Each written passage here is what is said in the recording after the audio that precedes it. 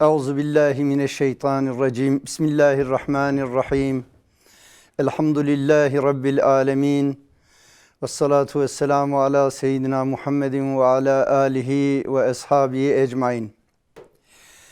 Ekranları başında bizi izleyen değerli Rehber Televizyonu izleyicileri, hepinizi saygı, hürmet ve muhabbetle selamlıyorum. Allah'ın selamı, rahmeti ve bereketi üzerinize olsun. Ramazanınız mübarek olsun. Cenab-ı Allah bu mübarek rahmet ayını en iyi şekilde geçirmeyi hepimize nasip eylesin inşallah.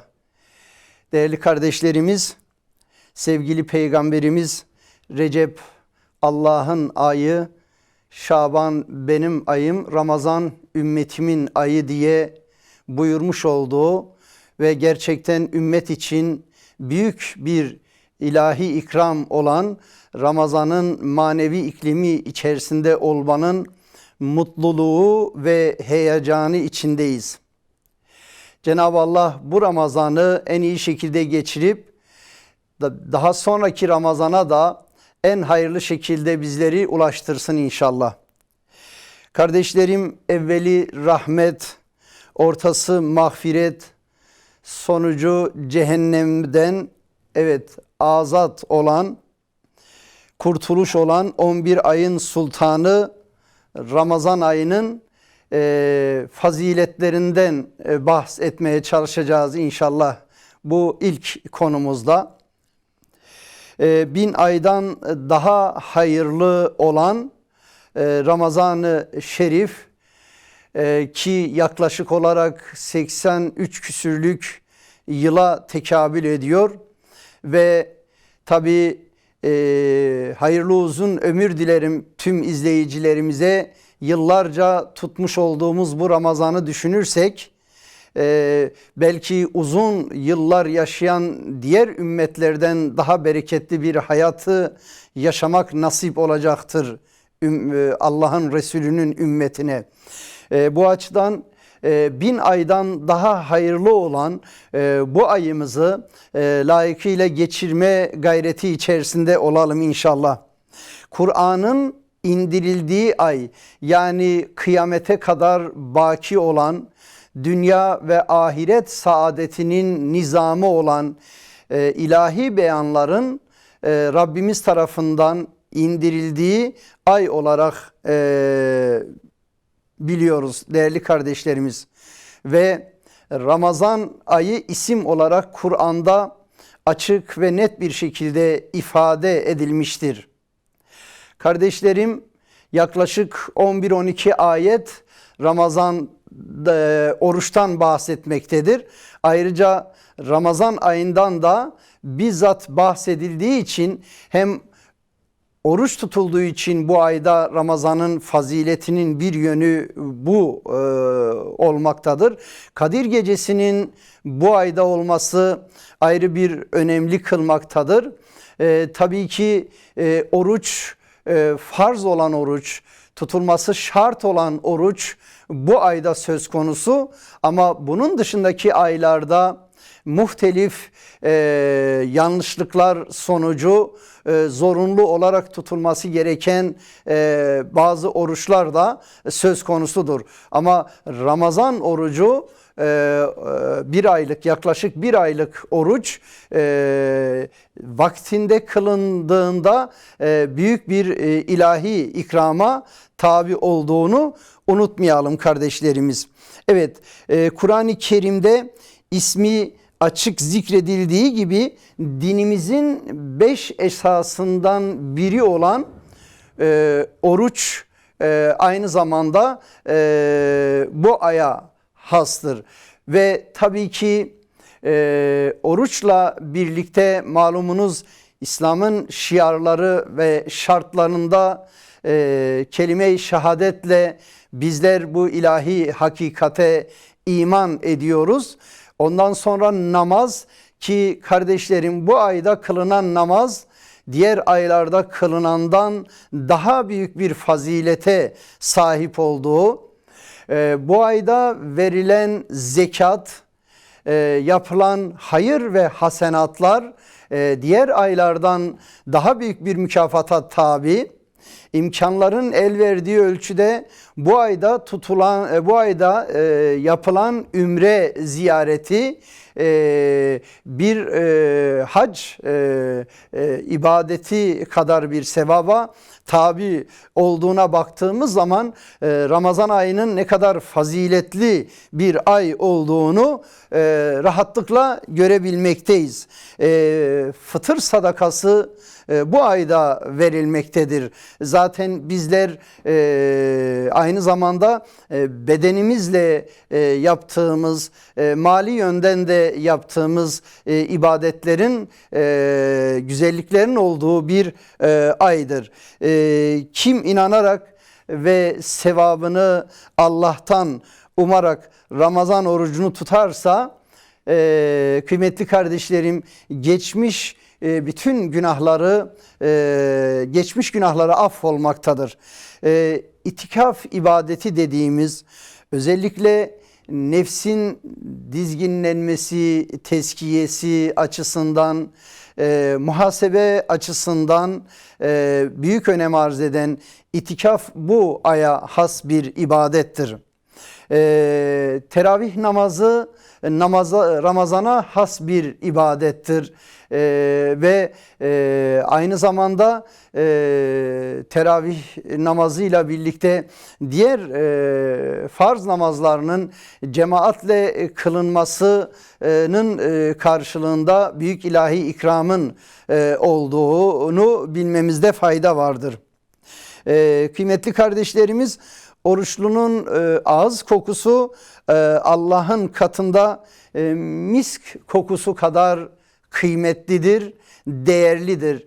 Hele hele iftar saatine yakın olan o süreçte bu kokunun kıymetinin de idrakinde olalım. Yani bir tarafta belki yorgun, belki susuz, aç bir halde bulunuyoruz ama bunun büyük bir fazilete, büyük bir mükafata tabi olduğunu da unutmadan orucumuzu ihya etmeye çalışırsak daha güzel olur kardeşlerimiz.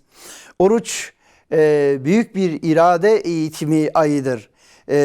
Netice itibarıyla açlık söz konusu, susuzluk verdiği bir sıkıntı söz konusu.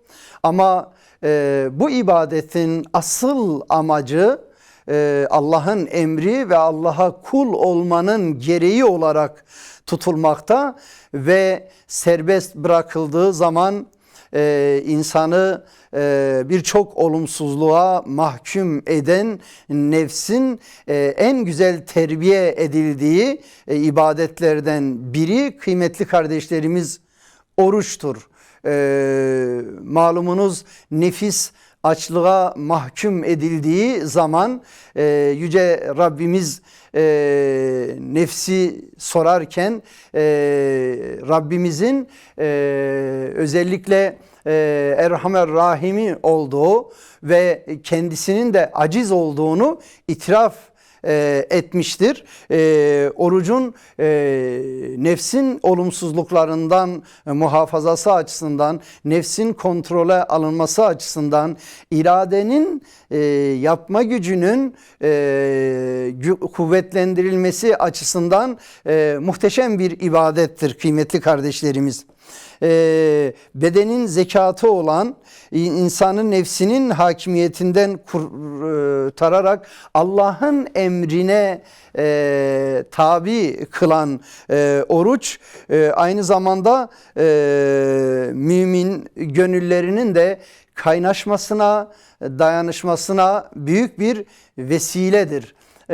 Oruçlardaki iftar ikramları, birlikte, hele hele evlatlarımız, çoluk çocuğumuzla birlikte, kardeşlerimizle birlikte namazlarda saf tutuşumuz, birlikte dua edişimiz, Kur'an-ı Kerim okuyuşumuz bu ayın güzelliklerindendir.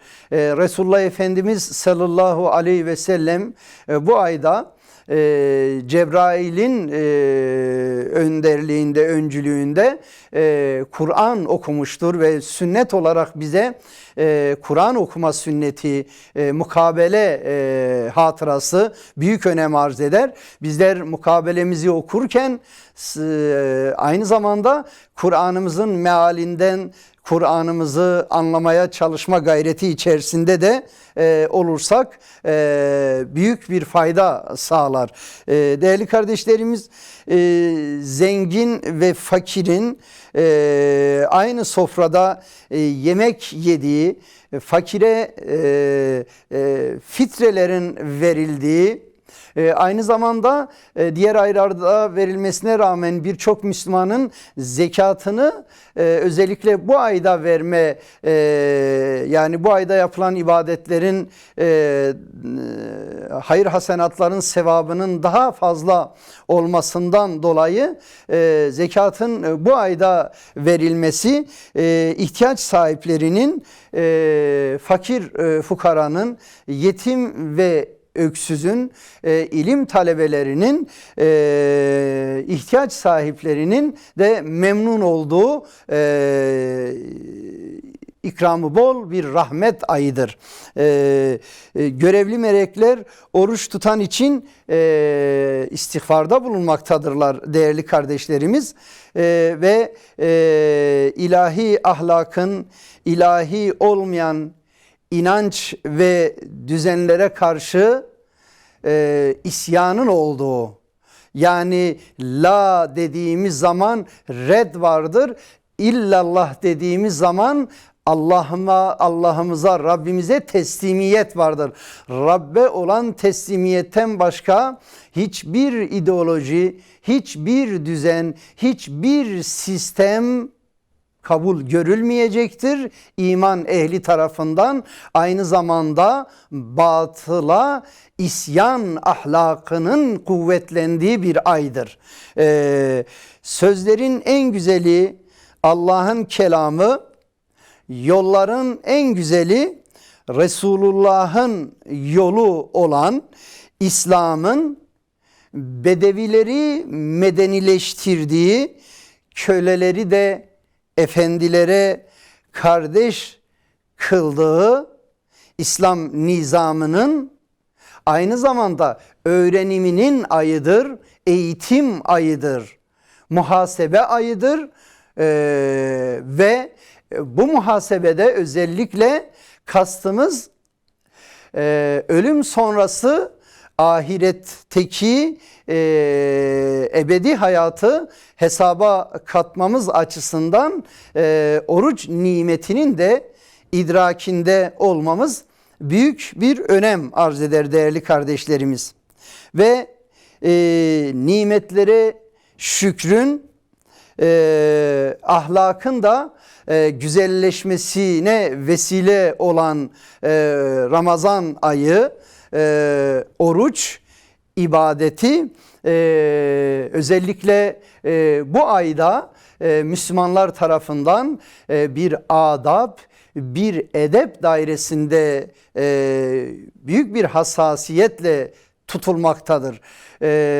Özellikle iftar saatine yapılan hazırlık ve ezan okunur okunmaz hemen iftarın açılması için gayret sarf edilmesi, gerektiğinde orucu açtıktan sonra akşam namazı kılınıp daha rahat yemek de düşünülebilir. Ama öncelikle iftarın açılışı noktasındaki hassasiyet Allah'ın Resulü'nün sünnetidir. Değerli kardeşlerimiz, özellikle sahura kalkma, malumunuz diğer ümmetlerde de oruç bulunmaktadır. Ama en son gelen nizam, İslam nizamı, İslam dini diğer dinlerdeki ibadetlerden farklılık arz etmektedir. Dolayısıyla Resulullah Efendimiz sallallahu aleyhi ve sellemin sünnetini gerçekleştirmek noktasında özellikle bir hassasiyete sahibiz ve mutlaka sahura kalkma düzenimizi de öncelikle en iyi şekilde belirleyelim ve mümkün mertebe sahursuz bir oruç geçirmeme çabasında olalım. Çünkü bu ayda orucun gerektirdiği özellikle farz ve sünnet olan noktalara gereken hassasiyeti göstermemiz Allah'ın rızası açısından büyük önem arz eder. Bunu hasreten yaşama çabası içerisinde olalım. Özellikle bu ayda daha çok eksik olduğumuz akidevi noktalar, fıkhi noktalar, Kur'an noktasındaki yabancılıklarımızı giderme çabası içerisinde olmamızda büyük bir fayda vardır değerli kardeşlerim. Peygamber Efendimiz sallallahu aleyhi ve sellem bu ayda düzenli Kur'an okuyuşunun yanında aynı zamanda cömertlikte de ikramda da zirvede bir hal içinde yaşamıştır ve biz Resulümüzü bu noktada da örnek alma çabası içerisinde olalım. Ve bu ayda özellikle orucumuzu açtığımız zaman imkanların el verdiği ölçüde kıymetli kardeşlerimiz bizler iftarlar verme çabası içerisinde olalım. Çünkü iftara davet ettiğimiz herhangi bir kardeşimizin sunduğumuz o ikramın sevabı farklıdır.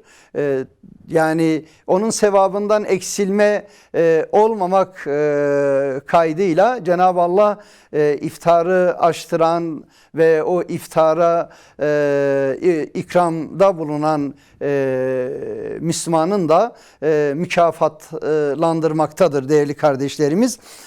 Kadir Gecesi bu ayın içindedir ki yani özel olarak Kadir Suresi vardır ki 1000 aydan daha hayırlı olan ve daha çok Ramazan'ın son 10 gününün tekli günlerinde aranan farklı bir ilahi ikramdır. Mümkün mertebe dünyevi işlerimizi bu ayda azaltma çabasında olalım değerli kardeşlerimiz. Daha ziyade Rabbimizin rızası doğrultusunda oruç ibadetimizi tutma çaba ve gayreti içerisinde olalım. Ve bu ayda imkanların el verdiği ölçüde mümkünse ailemizde çoluk çocuğumuzla birlikte bu ibadeti ifa etmeye, yerine getirmeye çalışalım. Çünkü Ramazan-ı Şerif'teki birlikteliklerin, tüm güzel birlikteliklerin hepsi ilahi bir mükafata tabidir. Özellikle eşler arasındaki müsbet diyaloglar, çocuklarla olan iletişim, tutum ve davranışlar, annelerimize, babalarımıza, yaşlılarımıza, büyüklerimize karşı göstereceğimiz hürmet, yapacağımız izzet ve ikramlar, hastalarımıza karşı şefkatli ve merhametli hizmetlerin sunulması, özellikle mahzun çocukların, küçük çocukların hakkının ve hukukunun ihmal edilmemesi, hem yeme içmeleri, hem temizlikleri, hem de bunların uykuları, sağlıkları önemsenmeli. Unutmayalım ki bu ayda ev içerisinde çocuklarımız arasındaki hal ve hareketlerimiz, tutum ve davranışlarımız evlatlarımız nezdinde oruca olan muhabbeti, oruca olan ilgi ve alakayı da beraberinde getirmektedir. Öyle insanlar var ki oruçtan bahsettikleri zaman maalesef bu olumsuz cümleler kullanmaktadır. Yani bugün çok yoruldum, bitecek mi bugün? Yani bu ibadeti tutan, Allah rızasını gözeterek bu ibadeti tutan Müslümana pek yakışmayan bir davranış şeklidir. Bundan mümkün mertebe uzak duralım. Çünkü oruç bir tarafta irade eğitiminin ayı iken öte tarafta sabır ayıdır. Ve biz bu sabrı Allah için gösterelim.